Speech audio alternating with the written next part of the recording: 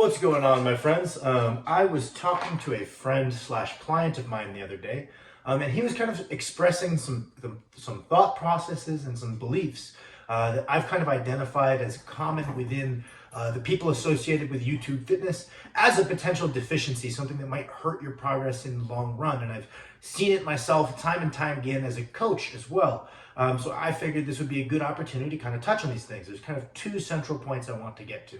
And I'm going to title this video something to the effect of, should you get lean or should you get strong? Because there seems to be this weird notion that these two things are diametrically opposed to one another. I think that once people kind of get it in their head that a caloric surplus is helpful for gaining strength, a lot of people take that to mean it is necessary for gaining strength, and they almost become over-reliant on a caloric surplus, just as someone who maybe uses PEDs might become over-reliant on the PEDs for driving strength progression rather than relying on their training much the same.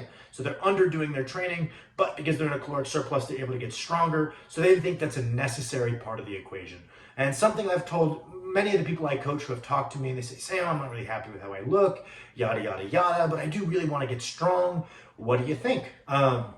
And the first thing I tell people is that we all have different tolerances as far as body fat levels, and that is okay, right? Some people feel better just about themselves at a certain body fat percentage, and I think being realistic with yourself as to what your upper end comfort level is okay. Some people, it might need to change. Some people, I think, are bordering on like true bad body dysmorphia, where if they're anything above a very low body fat percentage, they feel fat, and that's maybe where you might want to adjust your tolerance levels. But if you kind of are in a normal person range, and that can change from person to person, just acknowledging and being realistic with that body fat tolerance level is important, because I think what a lot of the time will happen is someone will be like, man, I really want to get strong, I just want to do X, Y, or Z lift, I want to bench that 3 plates, I'll do whatever it takes, and they really delude themselves into thinking that they don't care about how they look at all. So they rely on a pretty hefty caloric surplus to get to that 315 bench. They get it, it's awesome for a second, and then they realize that they're not happy with how they look and they're substantially overweight. So then they have to do a pretty sizable cut, and most of us will struggle to retain strength during a larger size cut. So because we went pretty far over that tolerance level, we're having to come back down pretty far, we're going to struggle to maintain that 3-plate bench. And usually what I'll tell people is, hey man, if you had done this a little bit slower, stayed within your body fat tolerance, maybe it took freaking twice as long, but then when you get to that 3-plate bench, because we were in a smaller caloric surplus, we had phases of maybe dialing back the calories for a little bit, and we got there in a sustainable manner, we hit that 315, and suddenly we are in a position to just keep going. That's awesome. There's no like, okay, well, I made it, now I have to come back. No, we can just keep going. Whereas if you over-rely on a caloric surplus to get up to that point, the problem is then you're not able to continue going because you didn't do it in a sustainable way. Hey, and you'll hear me talk about this a lot, about how sustainable processes is very important for strength training, because strength training inherently takes a very long time. So whether it be PEDs, over-reliance on caloric surpluses, using techniques or training methodologies that yield fast short-term results, but do not lend themselves to being sustainable for long periods of time. We should favor towards the sustainable options, because going for longer is going to lead to a better peak result. So doing things in a sustainable fashion might not get you stronger in the short term, but will often get you stronger in the long term. So being realistic with your body fat tolerances is the first thing I want to touch on, and not lying to yourself and saying you're going to be okay with it as long as you're strong if you're not. And then the second thing I wanted to touch on, right, bulking, cutting, this is all good, this is all time proven.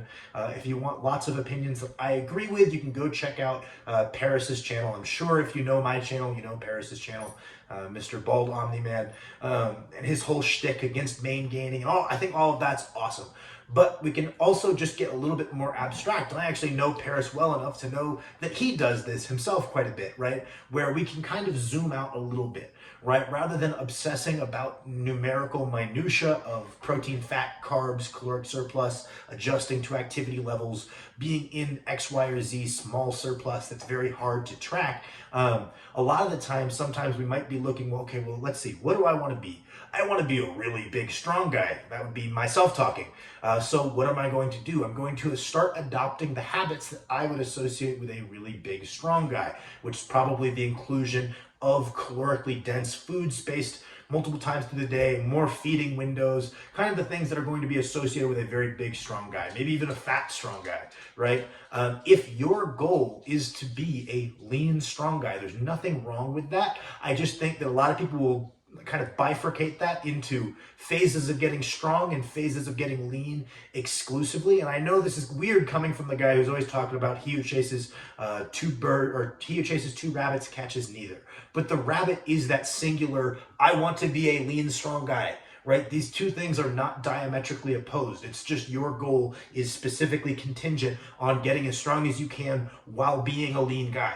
Right? So instead of thinking, okay, well, this is the phase that I'm trying to become the strong guy, and this is the phase that I'm trying to become the lean guy, the goal is being the strong, lean guy.